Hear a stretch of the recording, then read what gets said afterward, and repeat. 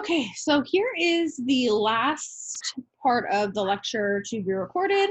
It's going to be rather short only because, as I mentioned in the depression lecture, that it is going to have a lot of combination when we do medications as well as depression. Well, those two specifically seem to have a lot to do with my medication method. And I use those as the examples, and they just come together and we talk about obviously the symptoms and all of that as well. But I think that it is important to go over the NIH information. Oh God, I forgot the M when I say it. MIM, whatever. I call it NIH. Anyhow, this is a great resource if you're ever interested in looking for resources for patients or friends, family, as well as NAMI, NAMI for mental health. And there's another website we'll probably talk about when we do our addiction lectures. You probably have noticed I've been uploading and uploading and uploading. We are now, I think, 3 weeks out at this point, as well as I've started the, what's that thing called? The study guide for the test that's coming up, I believe, weeks 6, I think it is. Don't quote me, please. I think this is week 4. I don't know because I'm on every school. I'm on a different week, so I don't want to confuse anyone. So just it's on there. Okay, so anxiety disorders in general, and I mentioned this in the what may be on the quiz on Friday, is that when it comes to anxiety disorders, that's a kind of an umbrella term, right? Because we can have generalized anxiety, we can have panic attacks, we can have PTSD, we can have OCD.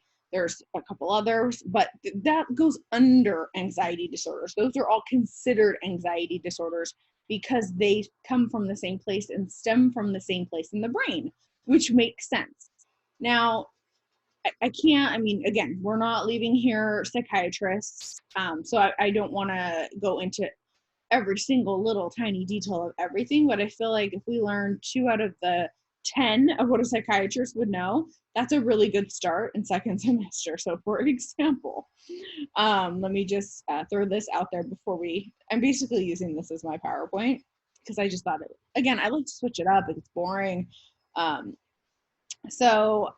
I wanted you to be aware that this site exists. So for example, if somebody were suffering with, let's say, so there is generalized anxiety. I think most are familiar with that. It's just kind of a general, almost that's your baseline. That's kind of who you are, a little bit more anxious. You might worry a little bit more, have a little bit more trouble. Again, everyone's different, but you just tend to not always, that word of well-being that I think you heard in my last lecture. It's just kind of a lot of worrying, and then it can usually peak from there. And so I'm not saying every single person with generalized anxiety is going to have a peak or not have a peak and may need medication or may not. So that's why, again, when we talk on, well, God, what is that, in 2 days, Friday, whenever this posts, I don't know, I know it's Friday, we're going to talk about medication. That's going to make a little bit more sense, I think. Another thing would be something like OCD, obsessive compulsive disorder. Of course, if you think about that, that is absolutely an anxiety disorder, and it can be both. If you can have one or the other or both, meaning you can have just the obsessions or just the compulsions or both together. And perfect example that most people give is either like washing hands and germs, and if I don't flicker the light on 5 times before I enter and leave a room 5 times, something negative is going to happen to my family, or having to come back and check the stove, 4, 5, 6, 7 times before you go to work because you're afraid the house might burn down. And imagine how exhausting. At least one person in this room probably has slight, again, more the spectrum, slight OCD or know someone who has had it. And seeing it in its severity is just, oh my God, my heart, it's exhausting to see it from their perspective. If I can make myself try to feel what that feels like, I mean, that must just drain all ton of energy. So think of that. Anxiety in general. And when I'm talking to my patients and we're talking about anxiety, a lot of the time I like to mention, because they will usually say, yeah, I do, I feel fatigued, and it's on their paperwork. And I like to validate the fact of it. Anxiety is exhausting. It's draining. Imagine how you guys are studying, right? All the time, reading, going to clinical, doing this, doing that. Your brain is on overdrive. It's kind of a similarity to that. And so there's, again, as we've mentioned, neurotransmitters do several things in the brain, but I will give you two specific neurotransmitters. And this is in the lecture, no, it's in this lecture, sorry. I was thinking about addiction. That there are two specific neurotransmitters in your brain that you probably read about in the book, GABA, and you've probably heard of the medication gabapentin, which can be used off-label for anxiety, which we will talk about on Friday, and also serotonin. So if your serotonin is low, that can also have something to do with having anxiety. PTSD, panic attack disorder, all sorts of things can be treated actually with SSRIs or SSNRIs, which we will also talk about on Friday. And that's why usually, and I think that's why they made it the way they did, because it makes sense, right? If you have depression, your serotonin tends to usually be low, right? And again, I'm talking just in a big picture, because that's where we like to be, right? Simplistic, big picture at this point in the game. And then if you have low serotonin, more than likely you're going to feel some sort of anxiety. Not everybody, and it's all different degrees and lengths. And it can go the opposite too, more anxiety, less depression.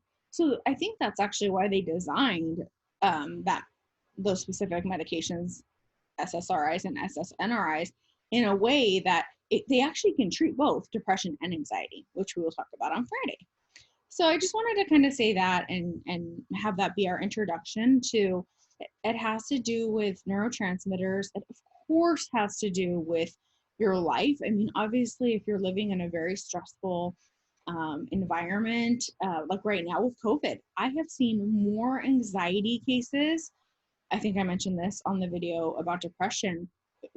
We are so full right now at El Camino in our intensive outpatient program. It's not even the suicidal ideation.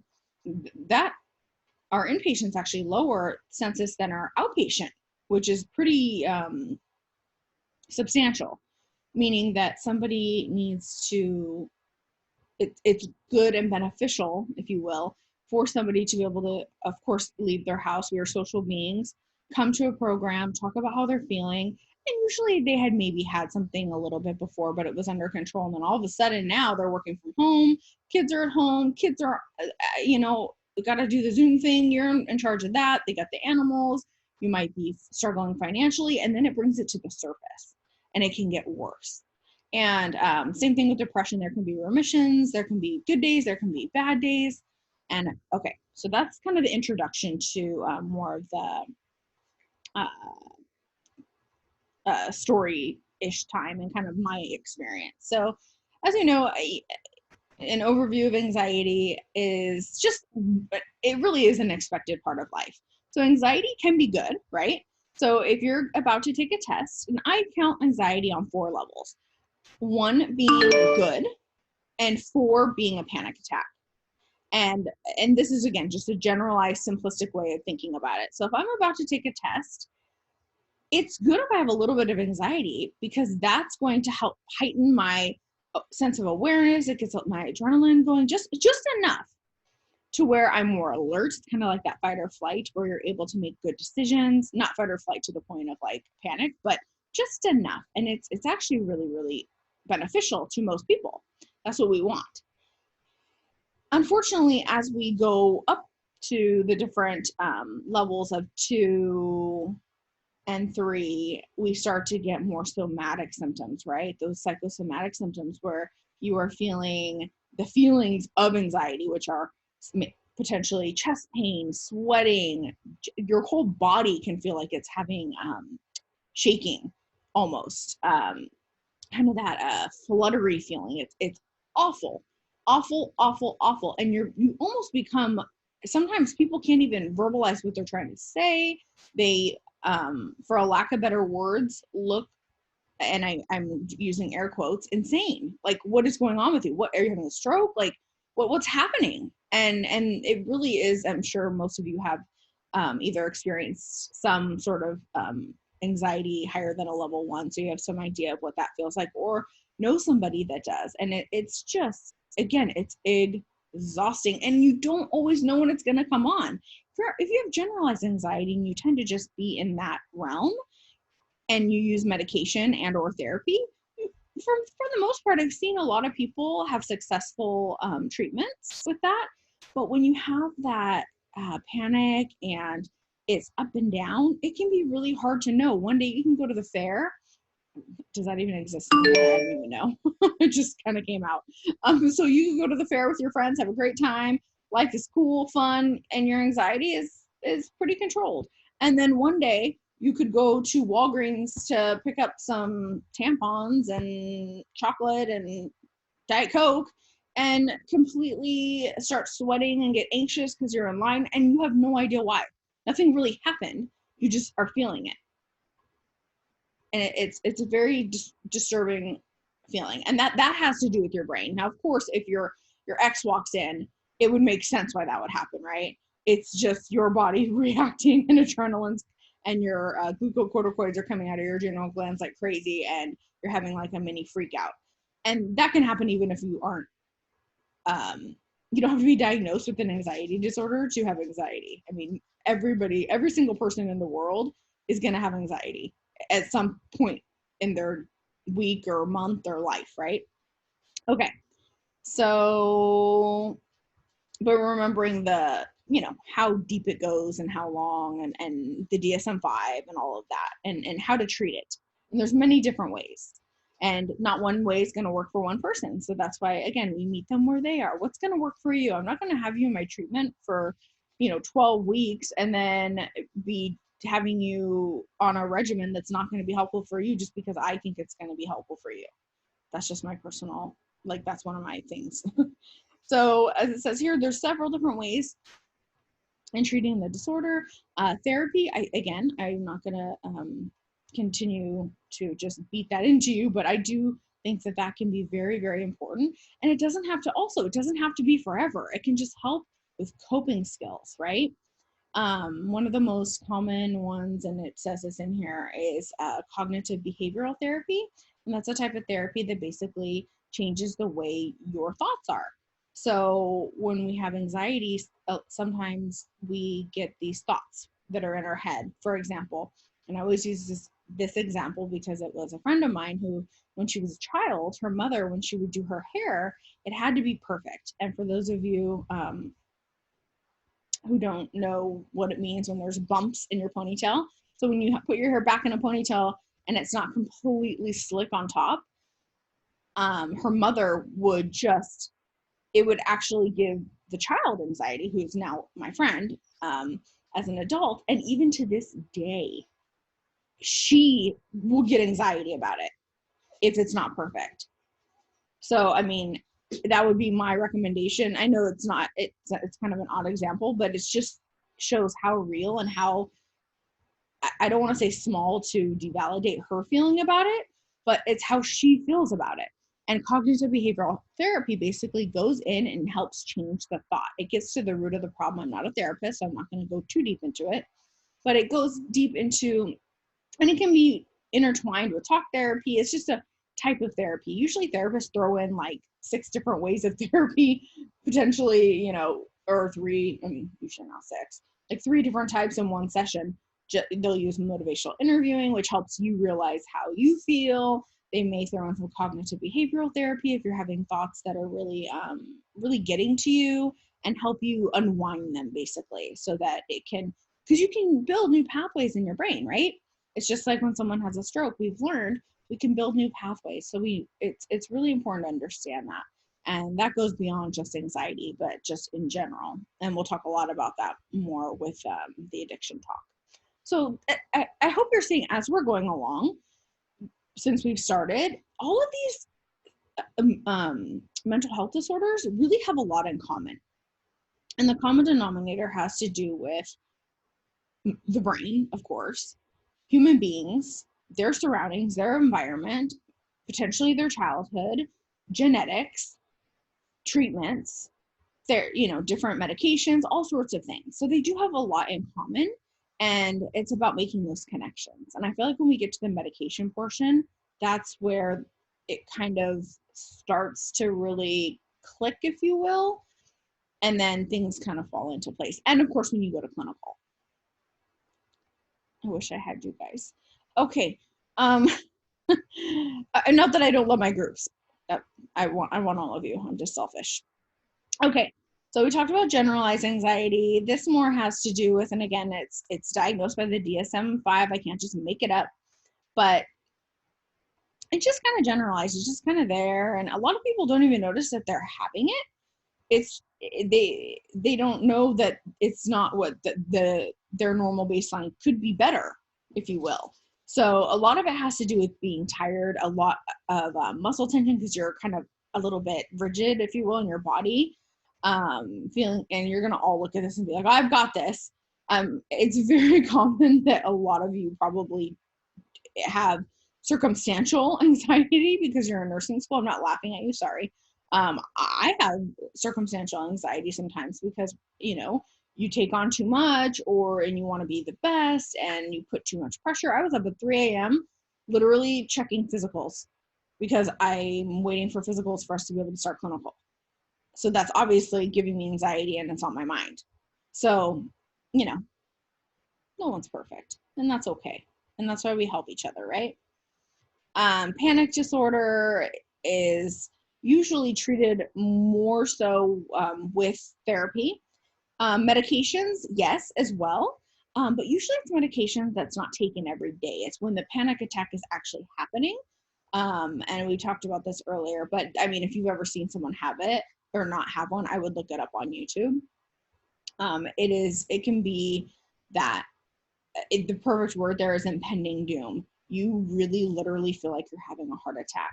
I've had 2 in my life, and the most interesting part of it, I didn't even know it. No idea.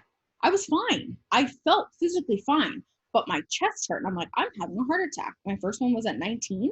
I went to the hospital. They're like, and I just moved here, so it made sense. I had so many changes in my life. Just moved here. I moved here. There's a lot you probably don't know, but I moved out of my house when I was 15, moved here the night I graduated, started working because I knew I wanted to be a nurse, this, that, the other. So I had a lot of pressure, but I was handling it so well. But your body doesn't always connect that. So my body was pumping so much adrenaline and making my heart and just felt awful. And when I went to the hospital, they said, "Are you on any? Do you do drugs?" And I said, "No." And they said, "Well, it would be very, very, very rare that you'd be having a heart attack if you don't do drugs." And I said, I don't do drugs. And I don't do drugs, and I didn't do drugs. And so they did an EKG and it looked fine, and they released me. And then I went to the hospital, and then they said, by the time I got to the hospital, it was like I was so tired, the panic attack was over. I went home, went to sleep. Second one was during my divorce. Same thing, got up. I was ready to walk out the door to go to work. I thought it was heartburn. And I walked into Good Sam and collapsed and was admitted. And they thought I had a pulmonary embolism, actually, because my levels were high. And they do some sort of an enzyme test. And so, of course, they did CT, this, that. As soon as they put the Ativan in my arm, the chest pain went away. That like ruled it out. Remember how we talked about differential diagnoses? That ruled it out a little. Does that make sense? That hopefully that kind of made that connection. So long story short, it is not fun, especially not being able to breathe. And then you freak out more. So you're already panicking because you think you're dying, impending doom. So what do you think that's going to add? More panic. So hopefully someone's around you that can center you. Usually you have someone look you in the eyes if you can, and or depending on where you are, and get them to focus on something. It doesn't always work. Other things that can be helpful are cold things, like we freeze oranges at work, and we'll actually hand them to people that are having a lot of anxiety. There's been documented research on under dialectical behavioral therapy that things that are cold can be very helpful for anxiety. I actually use the cold pack on the back of my neck when I sleep because I'm a horrible sleeper, and it helps me fall asleep. The phobia ones, I think we all are very much familiar with. Of course, different things. And I'm looking at all of this, and except for blood, I'm all of this. I am terrified of flying, heights. If I see a spider, I act like a complete idiot. I hope it never happens. Or snake, more spider. And I hate getting injections. It's kind of funny. I didn't even notice that because I didn't even read it anyway. So yeah, an agoraphobia, if you're not familiar with that, that has to do with more of not wanting to be out. So people who have agoraphobia, it's very, very difficult for them to leave their comfort space, which is their home. Potentially being around other people, like using a taxi, or it can be a variety of different situations, but just understanding that that word agoraphobia basically means fear of being out. That's the simplistic way. And of course you can read more on, on here because you already read it. Risk factors are pretty much the same as we talked about with depression, other than having down here, I wanted just to mention a lot of physical things. So caffeine, people a lot of the times will come to me and they're like, oh my God, I'm so anxious, I'm so anxious, I'm so anxious. And we go through their health history, and they might be anxious, but they're also drinking 6 cups of coffee. I'm talking like big, those cups that you can walk around with throughout the day, which I know may help them stay awake with the caffeine. But if they're already having anxiety, that's going to increase it, right? Or it can. Not everyone's in a box. And certain medications can also cause anxiety. So if we put someone on a medication and we notice their anxiety goes up, then we know that that's not the one for them. Different treatments and therapies. This is probably one of my favorite things to talk about. Other than everything else that I love and have said, but because this is what makes people feel better. And it's again, I don't mean to sound hokey, it's just so magical to see somebody walk in on day one and be just, for lack of better words, a mess, and just so hurt and so vulnerable and so just broken. And after a couple weeks go by, you kind of see it's just amazing. And things don't always work on the first time around. It's, again, it's a person-to-person basis, and depending on how hard they're working, depending on if the treatment that we've chosen for them is working. And it's just, it's really a beautiful thing. Okay. So like I mentioned earlier, therapy can be something that's very important because talk therapy can help the therapist understand. So we are nurses, we are not therapists. Can we listen? Absolutely. Should we really be giving advice? No. Can we give guidance? For example, like exercise, that let's just say your patient was talking about, I would ask, well, is there anything that you've noticed that helps with your anxiety or can potentially be helpful with your anxiety? And he or she may say, well, I really love riding my bike, but my tire, whatever, something happened to it and my bike is not broken. So I haven't been able to get that release out, right? And so I can give guidance to, is there any way we can try to arrange to, make an appointment to get it fixed, and that kind of thing. You're their advocate. And if that's something that can be helpful, excellent. And it really can be. But again, not everybody's the same. For me, that doesn't do it for me. We all have our own thing that helps with our anxiety. And mine is my favorite TV show, a lovely meal. I love cooking. Everyone's different. Someone else might be completely different. It may be going horseback riding. It could be anything. Hopefully that's not drug induced. And I don't mean medication. I mean like abusing drugs. So we guide patients, and we help, we listen, and we validate, and that's our role. Remember, we have to stay in our role. So as far as therapy, this is my personal thing. I love talk therapy. You are able to say, and again, they mix talk therapy with CBT, as I said, and practicing the different skills. And that's what a lot of therapy is skills. So it's not just, hey, this is what's going on, I have a problem, and then the therapist gives you advice. That's not what therapy is either. Therapy really isn't advice. It's helping you find a way to help yourself. It's a very interesting thing if you've never done it. And it does, and it's more about teaching skills. So if this happens, let's try this and see if it works. It may work and it may not. And what I mean by skill, for example, like the ice packs. So I tend to get very anxious before I go to bed because I have nightmares.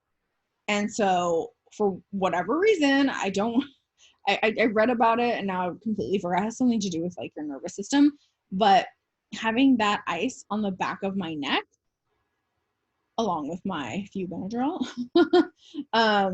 really just helps my body relax. And it worked. I think that wasn't the first suggestion either. Sorry, I'm only mentioning myself because I can't see you. Otherwise, I would pick at one of you, but I don't want to pick on one of you without you actually being able to look at me. It feels weird to do that. So again, this is just another type of therapy. So there's different types of therapy: CBT, DBT. Again, we talked about CBT. DBT would be, it's basically, DBT came from CBT. DBT is more like the here and now. What am I going to do in this instant? Because cognitive behavioral therapy takes a while, because as you mentioned, you have to kind of unwind stuff and retrain your brain. Dialectical behavioral therapy is, okay, I'm in this situation in this moment. That's why it's actually evidence-based for addiction, and we use that at El Camino only, even though I think we should use both. That's just my personal opinion, but I don't run that program. But it is evidence-based right now. The most effective is DBT, because it's the here and now. So, okay, I'm having a craving here and now. What am I going to do? And then we teach them those skills in our treatment. Medication, of course, can be very, very important. Some things that you'll get to learn, and hopefully if you haven't, or even if you have, things even like beta blockers, and people don't realize this, and this will be something we'll talk about on Friday, because of course we're doing all psych.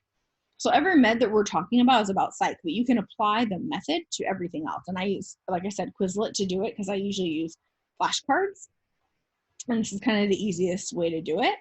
And for example, propranolol. Propranolol can be used off-label for anxiety. Usually it's given more for public speaking, but I've seen it given for just general anxiety, unless somebody has super, super low blood pressure, because obviously we have to be very careful, because we don't want to drop someone's blood pressure so low that they bottom out. Antidepressants, as I mentioned earlier, what do? They help with serotonin. And as I mentioned earlier, with anxiety, that could be one of the potential problems, is that the serotonin might be too low. And then just for fun, I'll mention it, and we'll talk more about it on Friday, is gabapentin. Gabapentin can be used off-label for many things. Its classification as an anti-convulsant, but we can use it off-label, as most of you would probably say right off the bat, as for neuropathy. But it's also used a ton in psych, and in the psychiatric realm, a ton. We use it for anxiety, we use it for insomnia, we use it for schizoaffective schizophrenia, all sorts of things to help just kind of calm someone down. And it can be used up to 4,000 milligrams. We'll talk all about that on Friday. But just showing that it doesn't, and benzodiazepines as well. And just because I'm an addiction nurse does not mean that I hate them, because they have the potential to be habit forming. I think they have a purpose. I don't think they should be taken off the market. I don't think any of that. I see the purpose, and we'll talk more about that as well. Absolutely no judgment. So just, I want to make that very, very, very clear. But I also think it's important to know that they do have the potential to be addictive. We'll talk about it Friday, but even more so when we do the addiction talk. But they do, and to understand they're not meant to be taken every day. That's not the intention. Unless, I mean, your prescriber can do whatever they want, but you have to be very careful depending on the vulnerabilities, your background. And there's 4 main vulnerabilities to addiction, which we'll talk about, but just understanding what you're taking.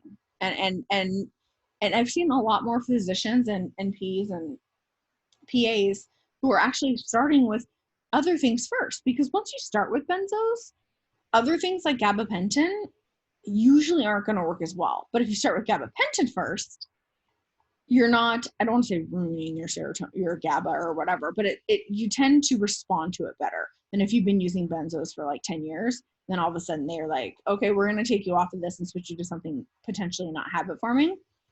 It tends to work better. That's it. Again, that's off the record, if you will, because that's just my experience. I need to take a quick drink of water and then we will finish this up.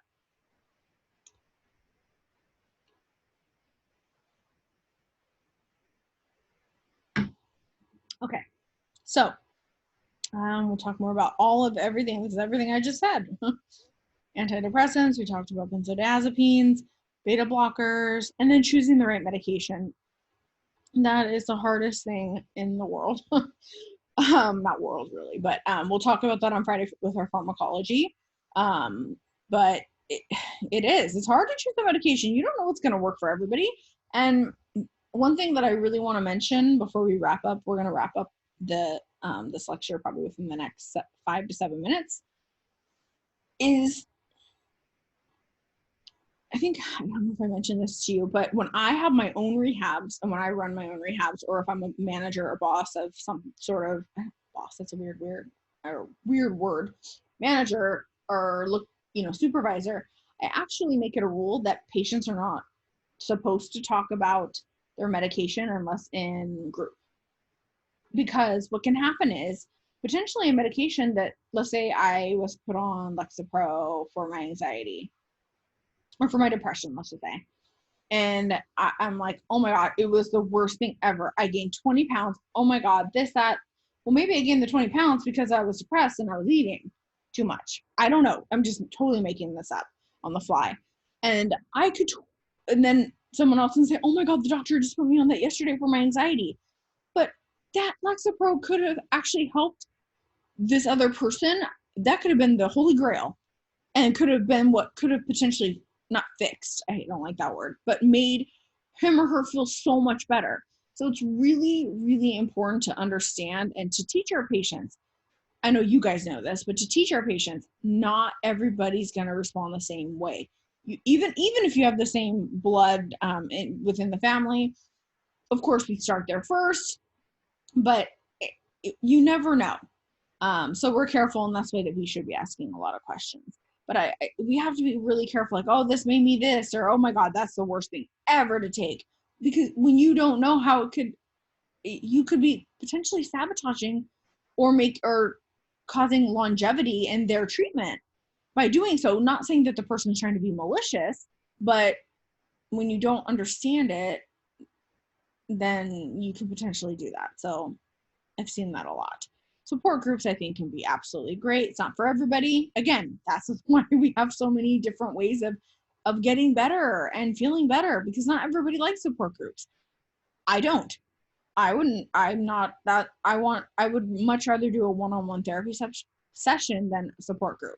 I'm not talking like an outpatient thing. I'm saying like a support group, like you go in a circle kind of thing, which is actually what IOP is, but it's just different. So again, there you go. I just gave 2 different examples. I'm okay with one, but not the other. So we have to listen to our patients. You may get a lot of resistance from certain people about everything. So then you really come down to the question and say, well, what else can we do? You tell me. And it doesn't have to be rude. You tell me what are we going to do on your treatment plan? We want to make a treatment plan for you because we want to see you get better. We're on your team. So it's all about that verbalization and that therapeutic communication that's really going to be much more helpful than you even realize in this moment. It can be monumental. Just the words you use, it's pretty incredible. So yeah, that's it. As far as talking about anxiety, that's all I really want to say about anxiety at this point. So I'm gonna stop the video, and hopefully this will post. I noticed it wasn't posted. It should have been posted already. I'm gonna double check that maybe I didn't move it over from YouTube to over here, because that's where I download them and then erase them and then blah blah blah blah blah, because they usually are too long. So I'll make sure. So it should be up definitely by like 12 or 1. And I will see you guys tomorrow at 1:30. It's one of my very, very, very favorite things. to do. And then hopefully you notice the week of your test, I gave you a very light load. So hopefully that helps. I know you guys have like a trillion classes. So hope you're all well. Let me know if you need anything. Text me, call me, all that good stuff. And I hope you have a lovely day. Thanks. Bye.